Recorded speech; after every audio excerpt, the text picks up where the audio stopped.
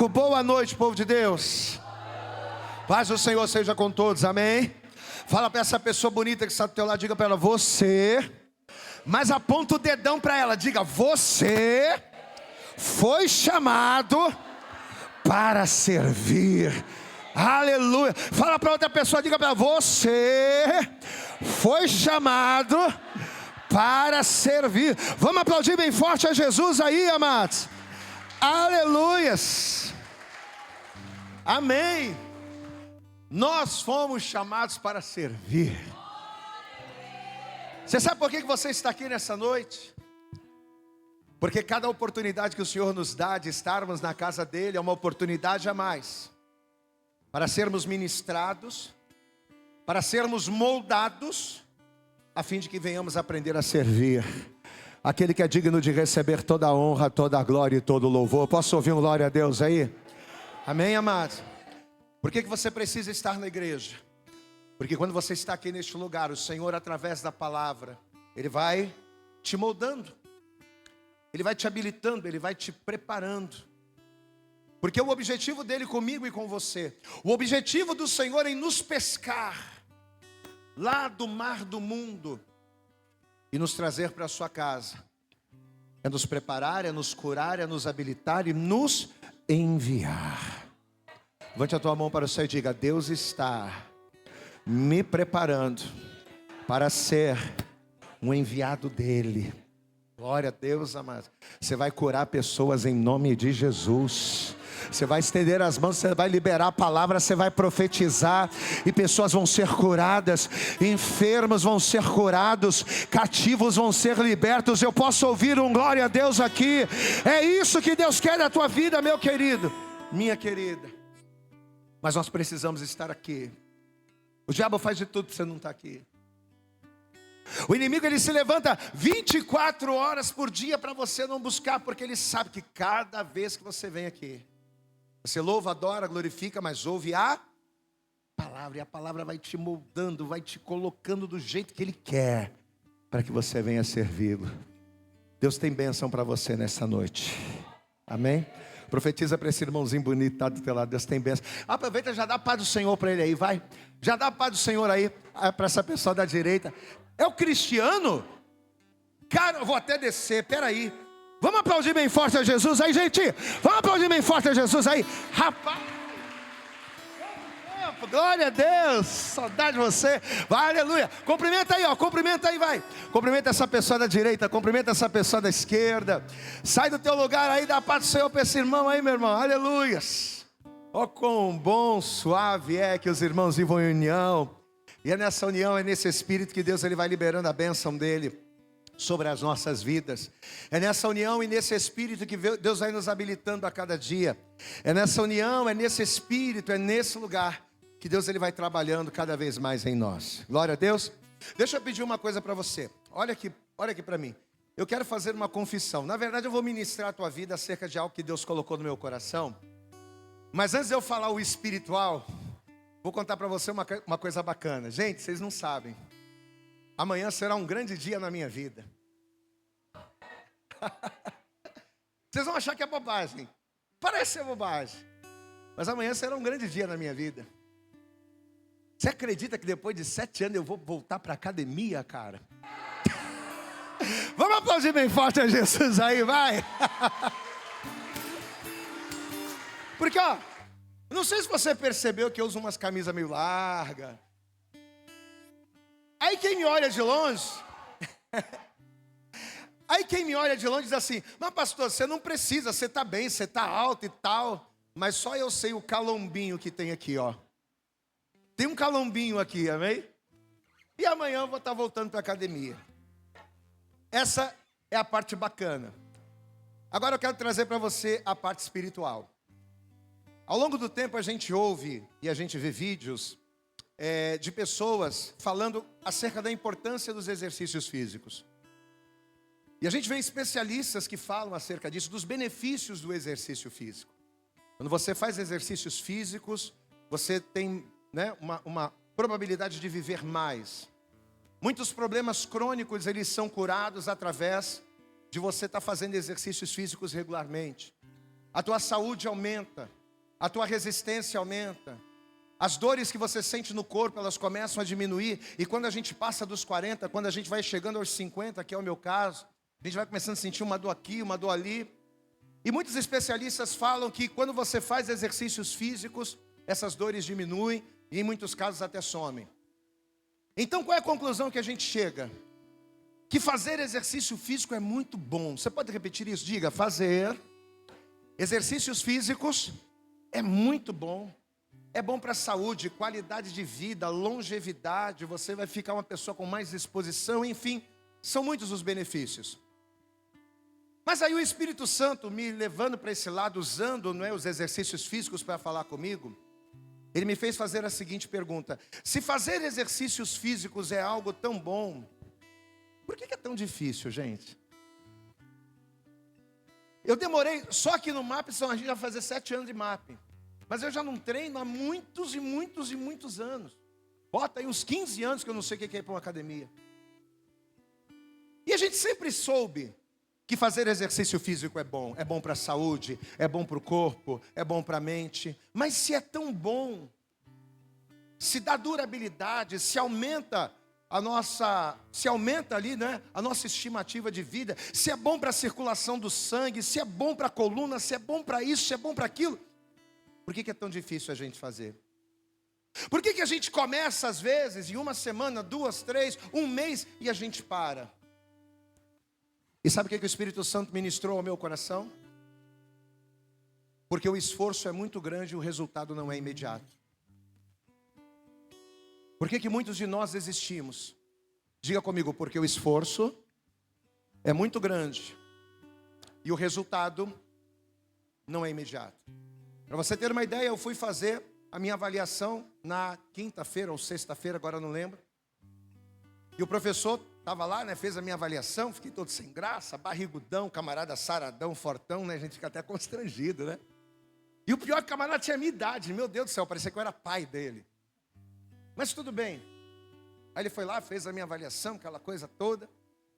Aí sabe o que ele falou para mim? Ele falou para mim o seguinte: seu Vitor, o senhor vai começar aqui, tá? E o senhor vai levar 3 meses.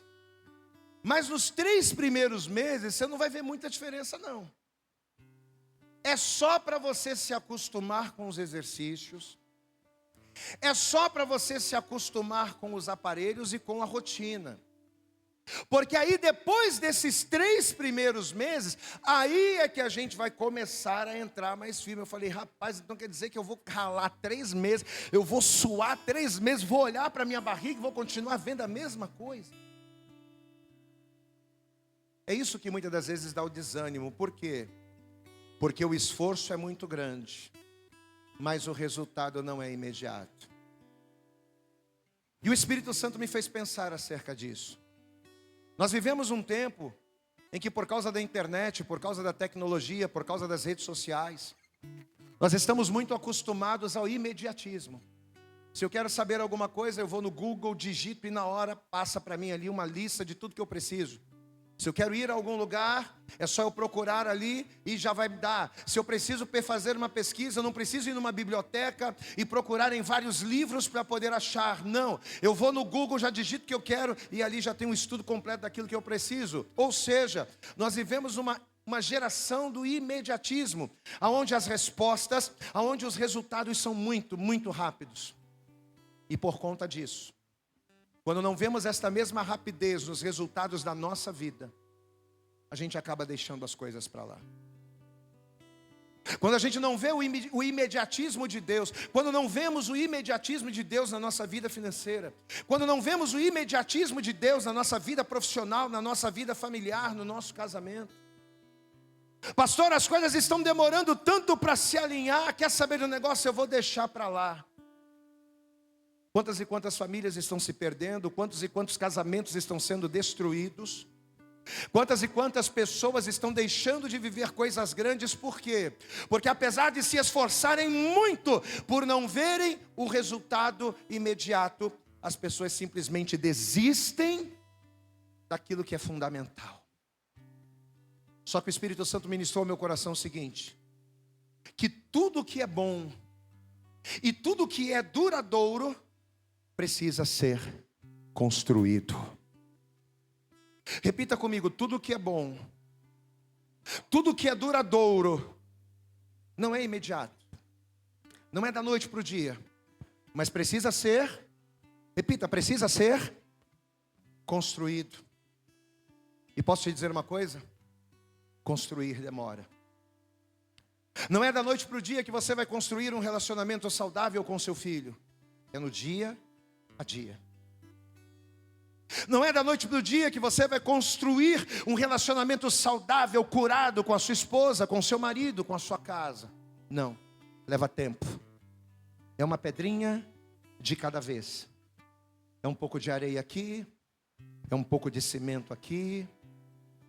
Alguns dias parece que nada está acontecendo, mas você precisa continuar. Porque tudo o que é bom precisa ser construído. E construir leva tempo. O problema é que a gente não quer perder.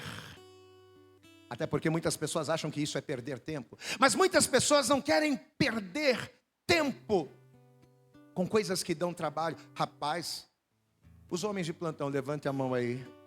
Deixa eu falar uma coisa para vocês. Ter mulher dá trabalho. Dá não? Não escutei nem uma risadinha. Ter mulher dá trabalho, rapaz.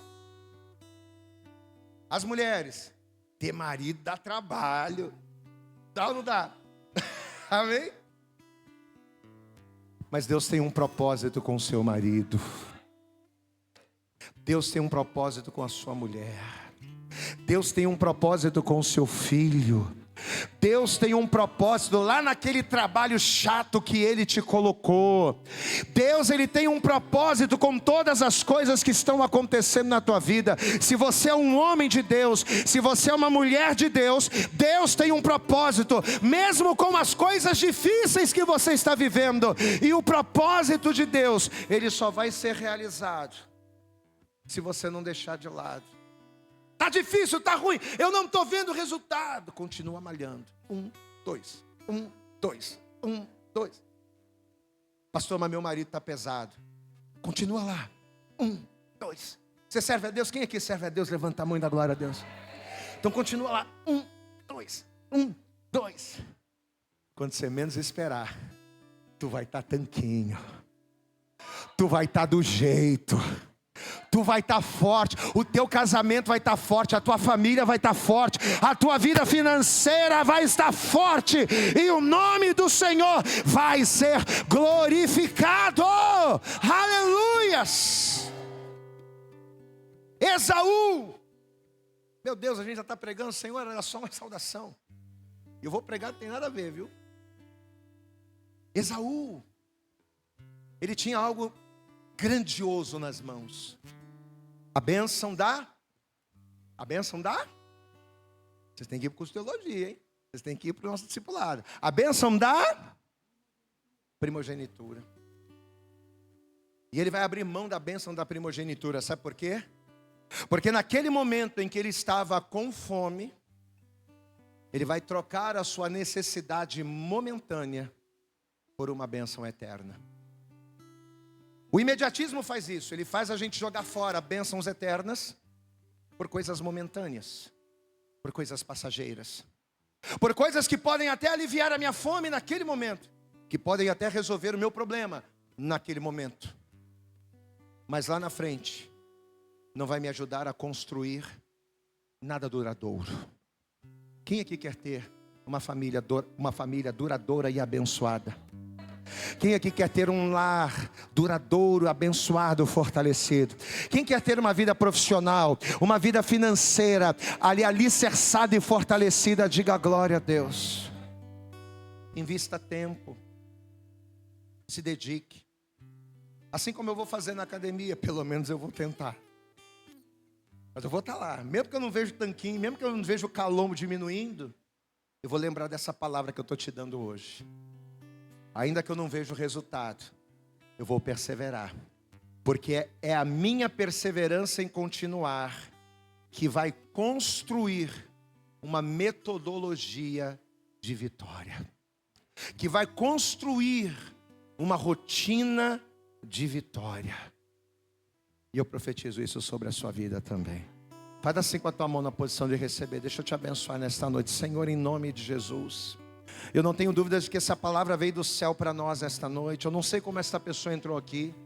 Eu não sei como está, Senhor, a sua casa, a sua vida, as suas finanças, a sua vida financeira, a sua vida familiar, a relação entre pais e filhos, a relação entre marido e esposa, a relação entre funcionário, patrão, empregados. Eu não sei como está a vida dessa pessoa, mas em nome de Jesus eu quero profetizar a tua bênção sobre a vida dela, sobre a casa dela, sobre a família dela. Pai querido, que essa pessoa não desista por conta do imediatismo, mas que ela permaneça fiel por conta da promessa, que ela se mantenha firme por conta da promessa, que ela se mantenha perseverante por conta da promessa, e quando ela menos esperar, eu profetizo, os céus vão se abrir, e quem toma posse disso, diga glória a Deus. Levanta a tua mão e diga: eu recebo, diga: eu recebo, diga: eu não vou parar. Aleluias. Então vamos aplaudir bem forte a Jesus. Vamos aplaudir bem forte a Ele. Fala para essa pessoa linda que está do teu lado. Diga para ela: meu irmão, não para. Está difícil? Não para. Continua levantando peso. Continua lá na esteira. Glória a Deus, amados. Porque a vitória será tua em nome de Jesus. Amém?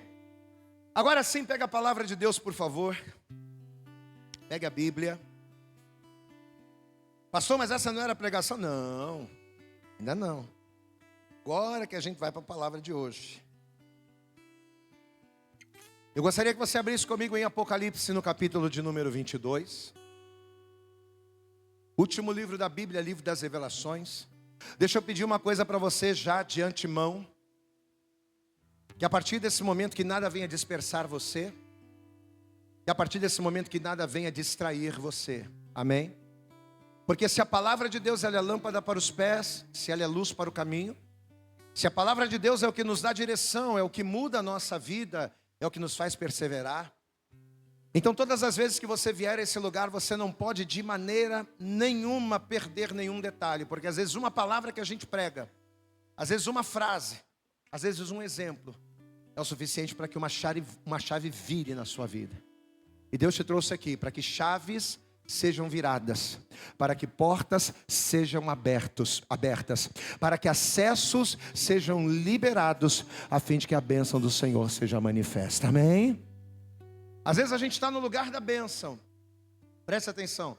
A igreja, esse lugar, é o lugar da bênção. Diga assim comigo: esse lugar é o lugar da bênção. É na união dos santos que o Senhor ordena a bênção. Então esse lugar é o lugar da bênção. Mas para que a gente seja abençoado de fato, não basta estar aqui. Mas chaves no nosso entendimento, chaves no nosso coração, precisam ser viradas. Para que a bênção de Deus venha ter, para que nós venhamos ter acesso à bênção de Deus liberada aqui. Para que as bênçãos de Deus elas venham entrar na nossa vida. E o que abre?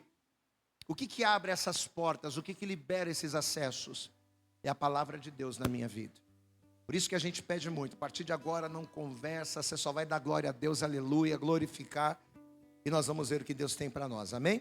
Apocalipse no capítulo 22, e nós vamos ler o versículo de número 14, Apocalipse, capítulo 22, versículo 14, diz assim a palavra de Deus: bem-aventurados aqueles que guardam os seus mandamentos, para que tenham direito à árvore da vida, e possam entrar na cidade pelas portas.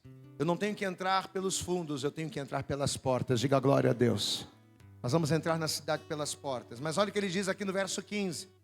Mas, vírgula, ficarão de fora os cães. Puxa vida. Os feiticeiros, os fornicadores, os homicidas, os idólatras, e qualquer que ama e comete mentira. Amém? Então Jesus, através da revelação a João, que estava na ilha de Patmos, Jesus ele está trazendo uma revelação de coisas que ainda estariam por acontecer. De coisas que aconteceriam num futuro muito distante de João, porém, dentro da nossa realidade, porque eu acredito que nós estamos vivendo os últimos dias da igreja na terra. Eu acredito nisso. Então, o que Jesus está falando aqui para João é acerca do tipo de pessoas que vão entrar na cidade, que vão ser salvas. Quais seriam as pessoas que vão ser salvas e quais são aquelas que vão ficar de fora? E aí no versículo de número 15 ele dá uma lista. Mas o detalhe que nos chama a atenção é que a primeira qualidade de pessoas que segundo Jesus vão ficar de fora, não vão entrar na cidade, não vão ser salvas, a primeira qualidade de pessoas serão os cães. Puxa vida. Os outros, se você for lendo, você consegue ter um entendimento do porquê, né? Está mais claro. Porque ele diz assim, versículo 15: ficarão de fora os cães, os feiticeiros. Eu sei o que um feiticeiro faz. A gente sabe por que um feiticeiro vai ficar de fora. Porque o feiticeiro, ele faz práticas que são abomináveis à palavra de Deus. Então a gente entende o porquê dos feiticeiros. A gente entende o porquê dos fornicadores, né? Daqueles que se relacionam sexualmente com pessoas que não são mulher, não são cônjuges, né? A gente sabe por que os homicidas vão ficar de fora, os assassinos, aqueles que matam. A gente sabe por que os idólatras vão ficar de fora, aqueles que adoram a deuses, que adoram a coisas, que adoram a outras pessoas, que adoram a deuses acima do Senhor. A gente sabe o que é tudo. Mas, o que são os cães? Eu me deparei com essa pergunta. O feiticeiro ficar de fora, eu entendo. Os fornicadores, os homicidas, os idólatras, os mentirosos, eu entendo. Mas o que o Senhor quis dizer ao qualificar um grupo de pessoas chamando-as de cães? E aqui vai estar a revelação a revelação de Deus para nós esta noite, amém? Você acredita que Deus vai falar com cada um de nós neste lugar? Vamos fazer uma coisa, deixa eu te pedir uma coisa de verdade. Você vai estender a mão aqui para frente, estenda as mãos assim. Feche os seus olhos. E agora comece a orar pela minha vida. Começa a dizer assim: Senhor, abençoa a vida do pastor. Toma a boca dele nas tuas mãos agora. Senhor, que essa palavra que vai ser liberada agora, que seja a palavra que eu preciso ouvir. Que esta palavra que vai ser liberada agora, que não seja o pastor Vitor a pregar, mas que seja o Senhor a falar, a ministrar o meu coração. Começa a pedir isso. Vai orando e pedindo isso ao Senhor, para que essa noite seja uma noite especial, para que essa noite seja a noite da virada, para que essa noite seja a noite da mudança na sua vida. Comece a clamar e comece a pedir isso ao Senhor. Senhor nosso Deus e Senhor nosso Pai, estamos aqui nesta noite reunidos neste lugar, no lugar da bênção, no lugar onde nós ouvimos a Tua voz e vivemos o sobrenatural. E todos nós estamos aqui reunidos, Pai, para ouvirmos a Tua palavra. Precisamos ouvir ao Senhor, precisamos ser dirigidos pela Tua vontade.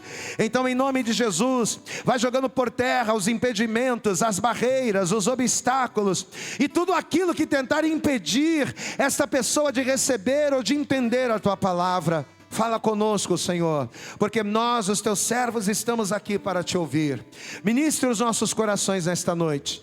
É o que nós oramos, Te pedimos e com fé Te agradecemos, em nome de Jesus. E toda a igreja diga amém. Jesus, diga graças a Deus. Vamos aplaudir bem forte a Jesus aí nesta noite. Faz o teu melhor para Jesus, isso. Aplauda bem forte a Ele.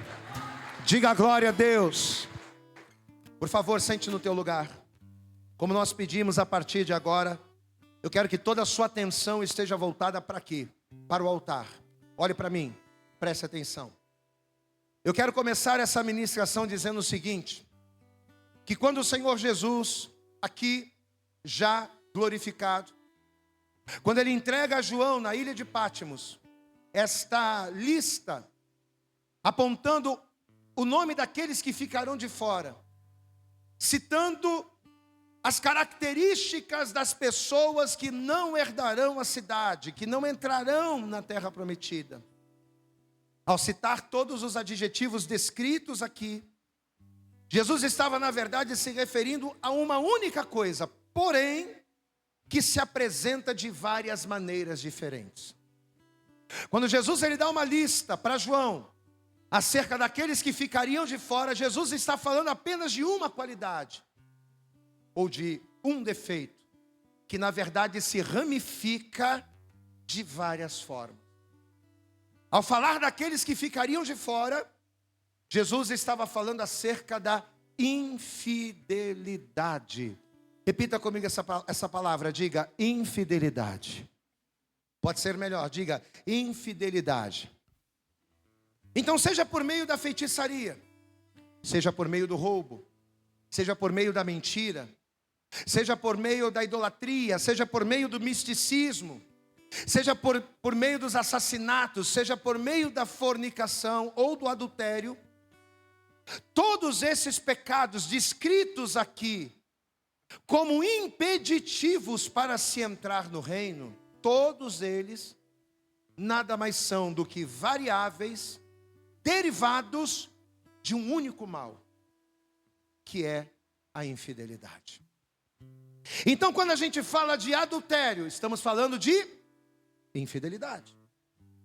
Quando falamos de mentira, estamos falando de infidelidade.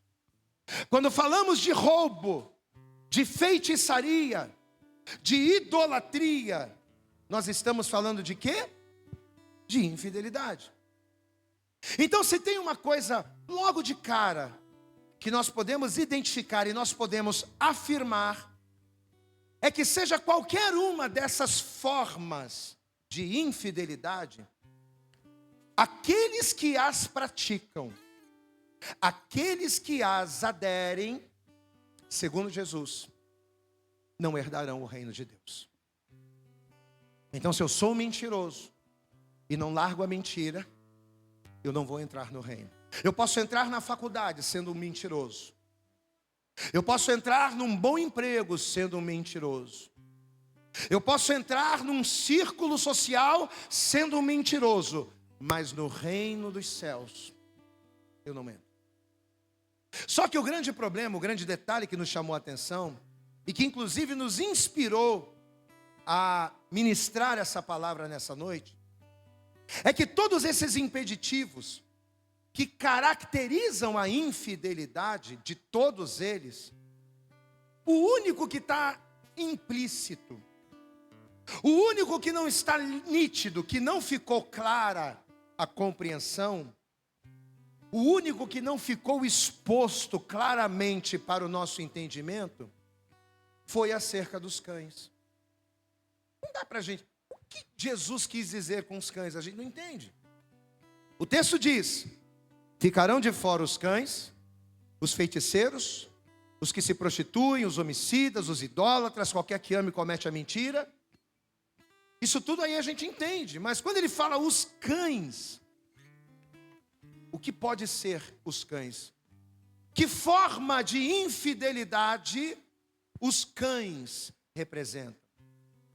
Essa foi a pergunta que o Espírito Santo começou a fazer no meu coração. A que tipo de pecado Jesus estava se referindo ao usar como repreensão a figura do cão? Até porque, se você é uma pessoa inteligente, se você até tem um, né? Se tem um animal fiel ao homem, esse animal é o cão. Glória a Deus, amados. Se tem um animal fiel, se tem um animal dócil, se tem um animal carinhoso, esse animal é o cão. Então, de que maneira um animal tão fiel como o cão poderia representar ou se tornar uma linguagem figurada para representar uma infidelidade? Eu comecei a me perguntar acerca disso. E aí, examinando a palavra, Deus ele começou a nos mostrar algumas coisas acerca. Deus ele começou a nos dar algumas pistas para a gente entender a revelação. Então, o ponto de partida para a gente entender está aqui. Abra comigo em Filipenses. Deixa marcado o Apocalipse 22. Mas vamos pesquisar, vamos garimpar. Filipenses no capítulo de número 22. Ou melhor, capítulo 3, perdão. Filipenses capítulo 3. Vamos ler aqui a partir do versículo de número 2. Filipenses, capítulo 3. Vou fazer academia a partir de amanhã e minha memória vai melhorar também. Vai melhorar tudo. Eu vou ficar, a minha visão vai ficar perfeita. Você pode dar glória a Deus aí? Segundo a minha esposa, minha vida vai mudar. Minha vida vai mudar. Então, estou meio ceguinho, estou meio, né? Mas a partir de amanhã tudo vai ser diferente. Vamos lá. Filipenses capítulo 3, versículo 2, se você encontrou, diga glória a Deus. Veja o que o apóstolo Paulo vai nos dizer aqui. Filipenses 3, verso 2. Guardai-vos dos cães. Presta atenção. Guardai-vos dos cães.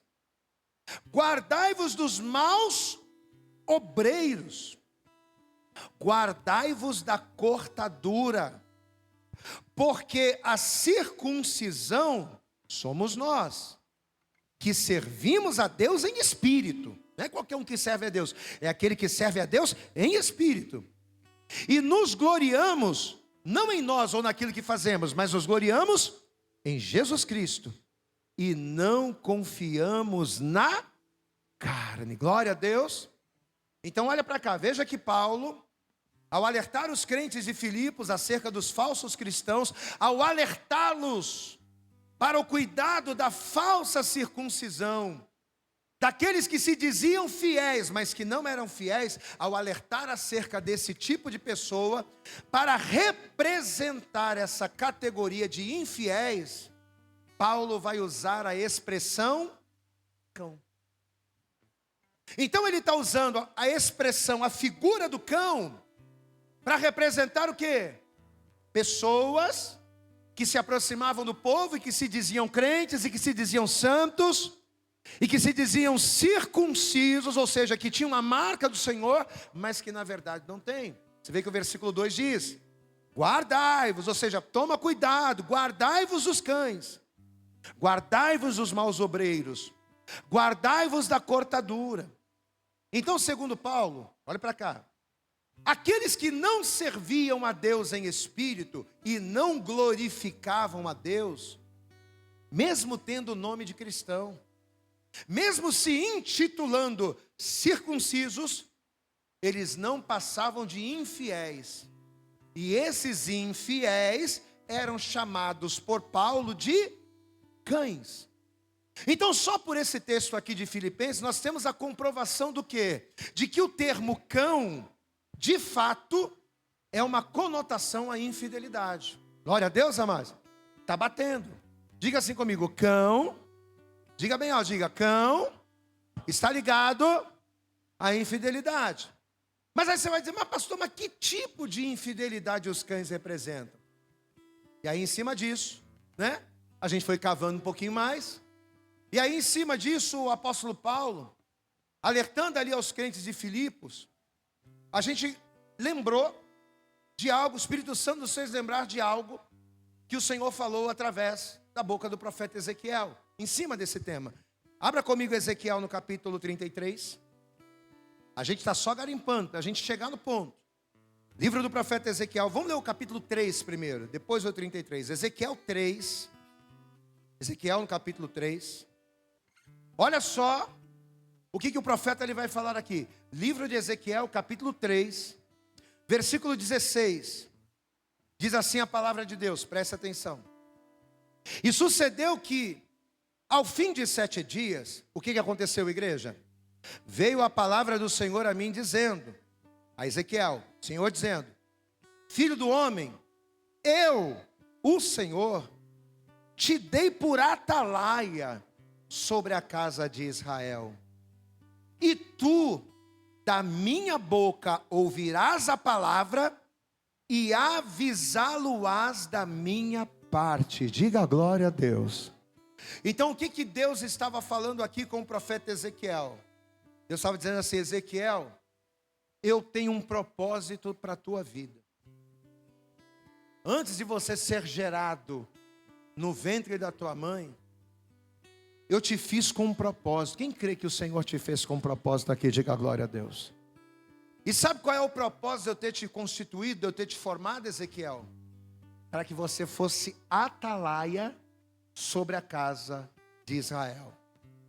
Pastor, e qual era o papel do atalaia? Agora sim, Vamos lá para Ezequiel 33. Estou indo bem devagar, que é para você não ter dúvida, mastigando para você entender. Ezequiel capítulo 33. Olha o que diz aqui a partir do versículo 1. Então lá no capítulo 3, Deus chamou Ezequiel para ser um atalaia. Ou seja, para falar, para alertar. E aí no capítulo 33 ele vai dizer assim, versículo 1, Ezequiel 33, versículo 1. E veio a mim a palavra do Senhor dizendo: Filho do homem, fala aos filhos do teu povo e diz-lhes: quando eu fizer vir a espada sobre a terra, e o povo da terra tomar um homem dos seus termos, e o constituir por seu atalaia. Olha só. E vendo ele, ou seja, vendo o atalaia, que a espada vem sobre a terra, o que ele vai fazer? Tocar a trombeta e avisar o povo. Se aquele que ouvir o som da trombeta, ou seja, se o atalaia não se der por avisado e vier a espada e o alcançar, o que vai acontecer? O seu sangue será sobre a sua cabeça. Ele ouviu o som da trombeta e não se deu por avisado. O seu sangue será sobre ele. Mas o que se dá por avisado, o que vai acontecer? Salvará a sua vida. Mas, porém, contudo, versículo 6. Se quando o atalaia vir que vem a espada, não tocar a trombeta, e não for avisado o povo, e a espada vier e levar uma vida dentre eles, esse atalaia que viu e não avisou, foi levado na sua iniquidade. Porém o seu sangue requererei da mão do atalaia. Glória a Deus, amados. Agora olha aqui para o pastor, para a gente entender esse texto. Deus aqui, na verdade, de uma maneira muito, muito clara, e eu acredito que você já percebeu, só pela nossa leitura, eu acredito que você já entendeu. Ele, na verdade, está fazendo uma comparação entre o ministério profético e o trabalho do atalaia. Ele está fazendo uma comparação entre o ministério profético, entre o chamado profético e aquilo que o atalaia tinha que fazer. Tanto que no capítulo 3, versículo 17, o que ele diz lá? Ezequiel, eu te chamei por atalaia. Então o Ezequiel, na qualidade de profeta, era um atalaia. Diga assim, todo profeta, bem alto, diga, todo profeta é um atalaia. Porque o que é um atalaia? É aquele que avisa. O que é um atalaia?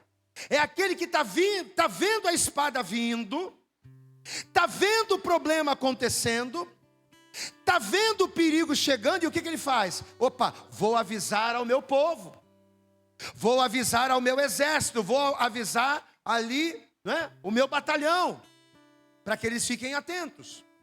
Então, na verdade, o Senhor está fazendo uma comparação entre o ministério profético, porque ser profeta é isso. O que é ser profeta? É Deus falar comigo e eu transferir para a igreja. É Deus me dar uma revelação, como a gente teve aqui agora. Deus está dando uma revelação, eu estou lançando essa revelação para a igreja. Eu estou sendo um profeta. E consequentemente estou sendo um atalaia. Então, segundo a palavra, os atalaias, eles eram basicamente soldados que eram designados a ficar de sentinela nas cidades para avisar do perigo. Então o que o capitão fazia? Ele pegava um soldado que fazia parte daquele exército, um soldado do batalhão, e ele dizia, ó, você vai ter uma ordem específica, você vai ter um trabalho específico, você vai ficar de guarda. Você vai ser o atalaia desse lugar. Se você vir o perigo, qual é a tua obrigação? Qual é a tua responsabilidade? Você tem que avisar. Você tem que avisar. Amém? Quando porventura o perigo vinha, assim como um profeta, o atalaia, ele tinha obrigação de tocar a trombeta, de gritar mais alto que ele pudesse, de alertar, de chamar a atenção do povo para o perigo. Você está aí para isso, é para falar, é para abrir a boca, é para chamar a atenção, é para a gente estar ligado. E por quê? Porque saber do perigo e não avisar, saber o que deveria ser feito, mas se omitir, vai entendendo essa explicação porque ela é espiritual. Eu vou repetir. Saber o que deveria ser feito, mas se omitir de fazer, era considerado uma traição. Diga comigo, saber o que deve ser feito e não fazer, era considerado uma traição. E essa traição, além de custar a vida dos outros, custaria primeiro a vida do atalaia. Eu vou te dar um exemplo para você entender. Eu sou o atalaia.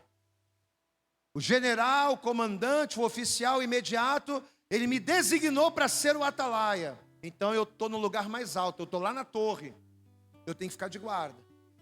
Eu estou olhando lá para longe. Se eu estou vendo o inimigo chegando, meu irmão, eu tenho que me virar, eu tenho que pegar a trombeta, tocar, eu tenho que tocar o sino, eu tenho que gritar, eu tenho que chamar a atenção dos meus soldados para o perigo que está chegando. Agora, se como atalaia, se eu estiver lá em cima, se eu ver o perigo e não avisar, ou se eu estiver lá em cima, deveria estar atento, mas estou dormindo, e o inimigo chega, além de custar a vida daqueles a quem estão comigo, a minha própria vida seria tirada. Então um atalaia, um sentinela, um profeta de Deus constituído, chamado por Deus para alertar, né? Mas que por qualquer razão não alertasse, um atalaia de Deus chamado para avisar, mas que por qualquer razão não avisasse, um atalaia de Deus constituído por Deus para fazer a vontade de Deus, mas que por qualquer motivo não fizesse, ele seria chamado de traidor. Um atalaia, seja por distração, por impossibilidade ou por displicência, não importa a razão, se ele não avisasse o perigo, se ele não cumprisse aquilo pelo qual ele foi designado, ele foi chamado, ele seria um infiel. Queridos, e justamente em cima, diante desse entendimento, é que nós vamos agora começar a compreender a revelação espiritual, porque até agora eu estou trazendo o contexto natural, o que é um atalaia, o que ele faz, o que ele deve fazer e as consequências de não fazer. Eu estou trazendo aqui um cenário natural. Agora vamos entender a coisa no mundo espiritual. Assim como um atalaia, ele tinha a confiança do exército para avisar quando o inimigo vem. Qual é a função de um cão? Qual é a função de um cachorro? É claro que a gente usa hoje o cachorro para brincar, para beijar, para pular, para brincar com as crianças. Mas qual é a função principal de um cão? Diga comigo, um cachorro é um cão de guarda. Diga bem alto, um cachorro é um cão de guarda. E como um cão de guarda dentro de um quintal, como um cão de guarda dentro de uma empresa, junto com um vigilante, qual é a função do cachorro? É proteger aquele lugar e alertar o perigo. É chamar a atenção através do seu latido. Pode ser um cachorro mais molenga do mundo, mas se passar alguém no portão e mexer no portão, o que ele faz? Uau, uau, uau. Aí você de dentro da tua casa, opa, tem alguém no portão. Glória a Deus, igreja. Porque a função do cachorro é o quê? É alertar o perigo. Amém? Por ele ter uma audição e por ele ter um olfato 3 ou 4 vezes mais apurado do que o do ser humano, um cão, assim como um atalaia, ele tem a confiança do dono da casa. Um cachorro, assim como um atalaia de Deus, ele tem a confiança daquele que o colocou naquela posição. Para quê? Para chamar a atenção, para abrir a sua boca, para cumprir o seu propósito quando o perigo se aproxima. Só que justamente, fazendo um paralelo com o mundo espiritual, olha a palavra que Deus ele vai trazer acerca dos atalaias de Israel. Olha a palavra que Deus vai trazer aqui. Isaías 56. Isaías, capítulo 56. Olha o que diz aqui o versículo 10. Olha o que Deus vai dizer. Livro do profeta Isaías, capítulo 56, versículo 10 diz assim a palavra, ó. Olha o que o Senhor está falando dos atalaias. E agora você sabe o que é um atalaia, você sabe o que ele faz, qual é a responsabilidade. Olha o que ele está falando aqui. Isaías 56, verso 10. Todos os seus atalaias são... Caramba, fala mais alto, igreja. Todos os seus atalaias são... Tá mal, não tá? Diante de tudo que eu estou te explicando aqui, olha o que Deus está falando dos atalaias de Israel. Todos os seus atalaias são cegos, nada sabem. Olha agora, todos são o que, igreja? Cães mudos, não podem ladrar, andam adormecidos, estão deitados e gostam do sono. Amém? Olha para cá agora. Agora é para cá, não é para a Bíblia não, é para cá para você entender. Olha que tremendo, igreja. Então Deus, ao falar da infidelidade dos profetas de Israel, porque essa palavra está sobre quem? Os profetas de Israel. Isso aqui é uma palavra dura. Então, ao falar da infidelidade dos profetas de Israel, Deus ele está fazendo um paralelo, comparando esses profetas a quê? A atalaias cegos. Ele está comparando os profetas de Israel a cães mudos. O que é um atalaia cego, gente? Lembrando que ninguém vai colocar de guarda um atalaia cego. Glória a Deus, amados. A gente tem militares aqui, né? E a gente sabe que nenhum deles ia... Vou escalar um camarada aqui para ser um sentinela. Você vai colocar um cego? De forma nenhuma. Para ser sentinela tem que enxergar bem. Para ser sentinela tem que ter uma boa voz. Tem que avisar. Então se tem uma coisa que o atalaia precisa ter é visão. Ninguém, diga assim comigo, ninguém vai colocar um atalaia cego. Mas olha aí. O que é um atalaia cego segundo a palavra de Deus? Um atalaia cego é alguém que, apesar de ter uma posição de confiança, apesar de ter boca para falar, ele escolhe se omitir. Não é que ele não tem visão, ele tem visão. Ele tem boca para falar, ele tem olhos para ver, mas ele prefere se... A mesma coisa o cão. Mesma coisa. Quem é o cão mudo? Lembrando que ninguém vai colocar um cão de guarda que não consegue latir. Ninguém vai colocar um cão de guarda tomando conta da sua propriedade que não consegue nem mesmo latir. Não, pelo menos ele pode até não morder, mas ele tem que latir. Mas quem é o cão mudo, segundo a palavra? O cão mudo, olhe para cá. Assim como o atalaia cego, é aquele que, mesmo tendo olhos para ver, mesmo tendo discernimentos para entender, mesmo tendo sentidos apurados para perceber, o que acontece com ele? Ele tem tudo isso, mas ele se cala, ele se omite, ele hesita. É aquele que dá desculpas para não cumprir o seu propósito. Tem a confiança do líder, do general, tem a confiança do capitão da guarda, mas na hora ele se omite. Amém, amados?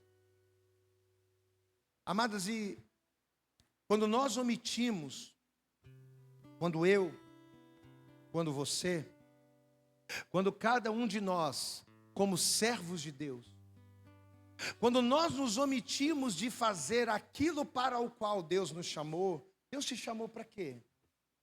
Talvez Deus não te chamou para ser um atalaia que fica na torre de vigia, mas talvez Deus te chamou para ser um homem, uma mulher de oração. Deus te chamou para ser um intercessor da igreja. Talvez Deus te chamou para fazer parte da dança, para fazer parte do louvor. Talvez Deus te chamou para pregar a palavra, para ser um atalaia, para ser um profeta, para ser avisado por Deus dos perigos espirituais e usar a tua boca como trombeta para que o seu povo seja alertado. Só que olha o problema, quando nós hesitamos, nos omitindo de fazer aquilo para o qual Deus nos chamou, quando nós, mesmo sabendo, mesmo ouvindo, mesmo enxergando a vontade de Deus, mas quando a gente insiste em se excusar, em se omitir, assim como um cão que se emudece, nós nos tornamos infiéis pela omissão. Eu tenho um chamado para pregar, mas eu não vou pregar. Seja por problemas, não importa. Eu tenho um chamado para interceder. Eu tenho um chamado para ensinar. Eu tenho um chamado para louvar. Eu tenho um chamado para fazer a obra, para evangelizar. Mas eu digo não porque eu não me acho capaz, não porque isso, não porque aquilo, quando eu vou colocando desculpas. Ou talvez não seja nem para a obra de Deus. Quando eu me omito, tendo eu uma posição de destaque, eu sou o marido, eu sou o homem da minha casa. E na minha casa eu tenho uma colocação que Deus me deu. Então, uma vez que eu, como cabeça, como profeta, como atalaia da minha casa, se eu me omitir das responsabilidades que como chefe da família eu tenho, não é só na igreja não, mas se como cabeça eu me omito das responsabilidades que eu tenho dentro da minha casa, o que eu estou sendo? Eu estou sendo um atalaia cego. Eu estou sendo um cão mudo. Eu estou sendo um cão. Eu estou sendo infiel por meio da omissão. Na carta aos Hebreus, no capítulo de número 10. Veja o que a palavra vai nos dizer aqui. Carta aos Hebreus, capítulo de número 10. E aqui a palavra fica ainda mais clara. Hebreus capítulo de número 10. Vamos ler a partir do versículo 35.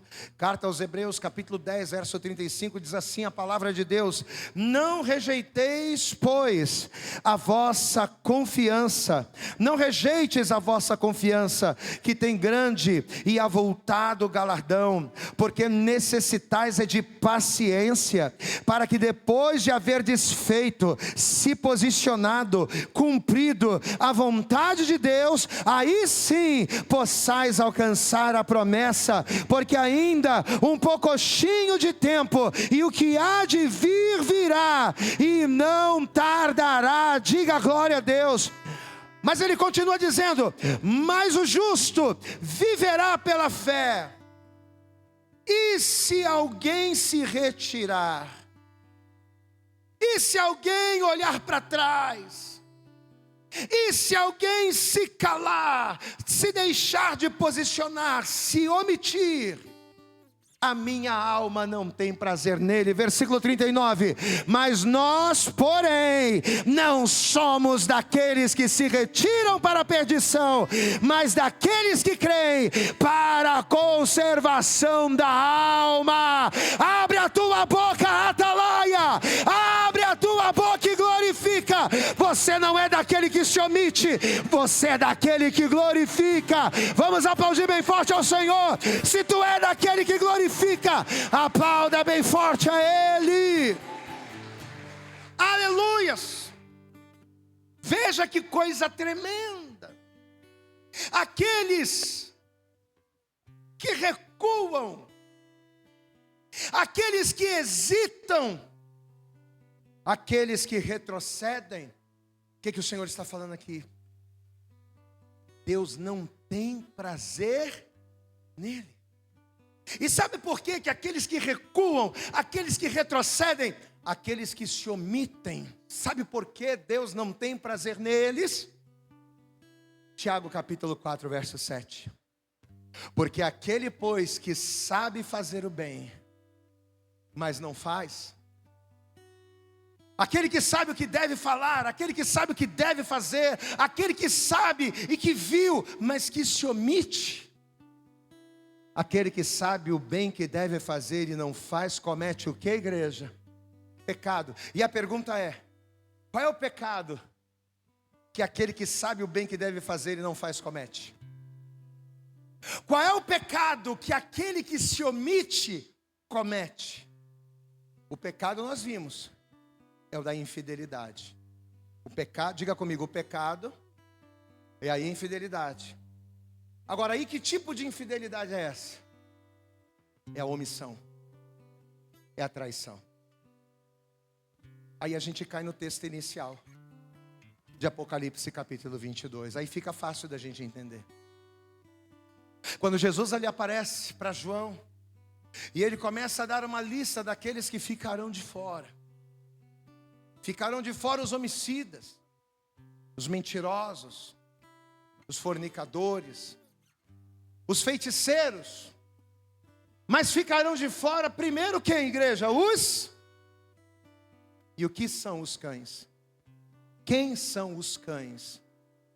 São aqueles que, como eu e você, temos um chamado, temos um propósito, mas seja lá por qualquer motivo for, a gente virou as costas para esse propósito. O Senhor nos chamou para ser atalaias, que alertam, que falam, que ministram, mas não falamos. O Senhor nos chamou com um propósito, nos escolheu com um propósito, mas seja lá por qualquer razão que for, a gente se omite. Bota de novo, não tira não. Bota de novo. Mas ficarão de fora os omissos. Repita comigo: ficarão de fora. No lugar dos cães, diga: mas ficarão de fora os omissos, os feiticeiros, os fornicadores, os homicidas, os idólatras e os mentirosos. Essa palavra que Deus está trazendo ao nosso coração no dia de hoje é uma maneira, é uma forma de nos alertar E como atalaia de Deus nesse lugar, eu preciso trazer essa palavra para você e fazer primeiro você pensar. Essa palavra é uma palavra para fazer você pensar no tipo de vida com Deus que você está vivendo. Se você já é um servo, uma serva de Deus, no tipo de servo e serva de Deus que você está sendo. Porque talvez você esteja dentro daquela qualificação ali e não sabe. Se Deus colocou algo na sua mão, um talento na sua mão, que ao invés de multiplicar, você está enterrando. Se Deus colocou um talento na sua mão, que ao invés de você multiplicar, você está escondendo na areia, você faz parte daquela categoria ali, os cães. Se Deus ele tem te dado a direção para fazer a vontade dele, e você tem dito não, porque eu não sou capaz, não, porque eu não consigo, não, porque é maior do que eu, não, porque eu não quero pagar o preço, não, porque eu não concordo, não importa a razão, mas se Deus tem te dado, e você tem dito não, você é, eu estou dentro daquela categoria. E detalhe, são os primeiros. Os cães não poderiam ficar por último.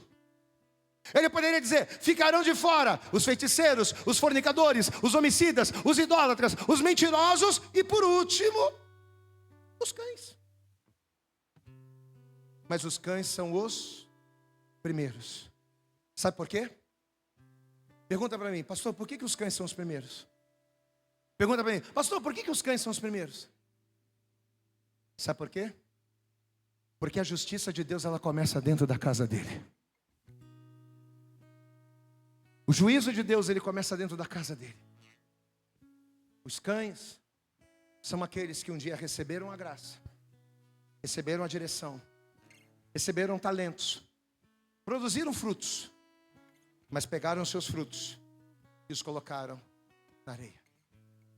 No Evangelho de Lucas, no capítulo 9, no versículo 62. Meu querido, talvez você saia daqui, ouça essa palavra e diga glória a Deus, aleluia, beleza, mas eu vou continuar vivendo a minha vida. Eu só estou fazendo o trabalho do atalaia. Você pode dar um glória a Deus aí?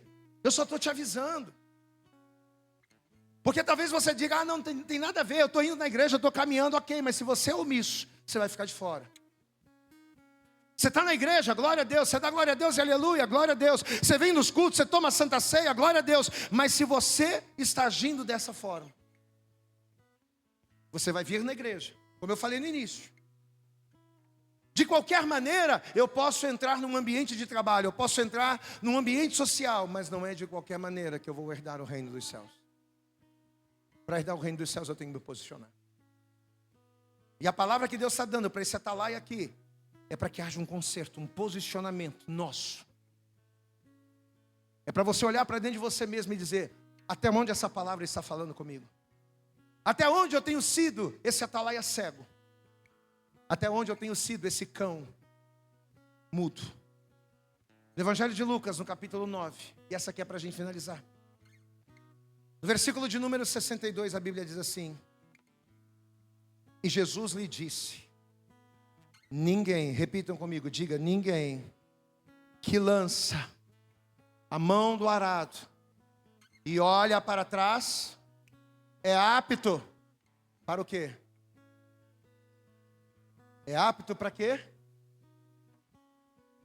Eles ficarão de fora e não entrarão no reino de Deus. Por que você está na igreja? Essa é a pergunta. Alguém pode dizer assim para mim, pastor, eu estou na igreja porque eu estou enfrentando uma situação que precisa ser resolvida e eu reconheço que só Deus pode resolver. É Deus. Outra pessoa pode dizer assim, pastor, eu estou na igreja porque eu creio que não existe outra religião, eu creio que não existe outro Deus a não ser do Senhor. Glória a Deus por isso também, é um bom motivo.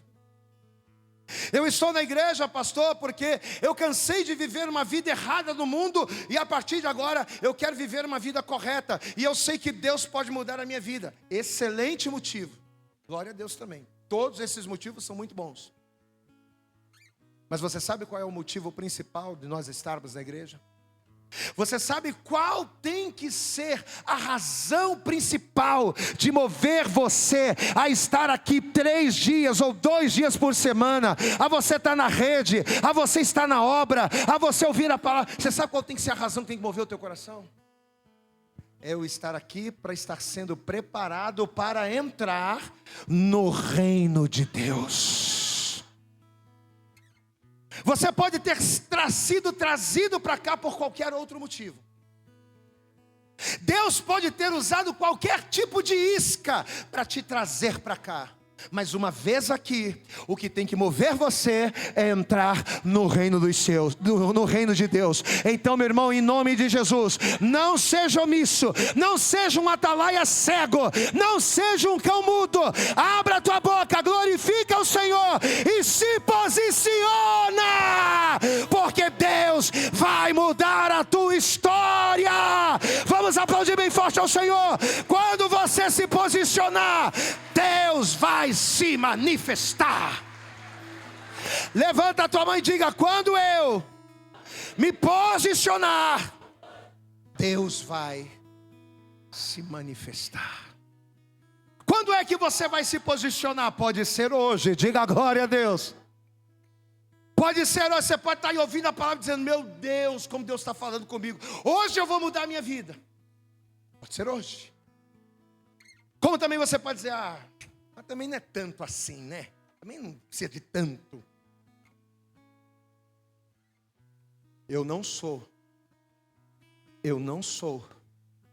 um atalaia cego. Eu não sou um cão mudo. Eu estou falando. É você e Deus. Levanta a tua mão para você e diga: sou eu e Deus. Se coloque de pé.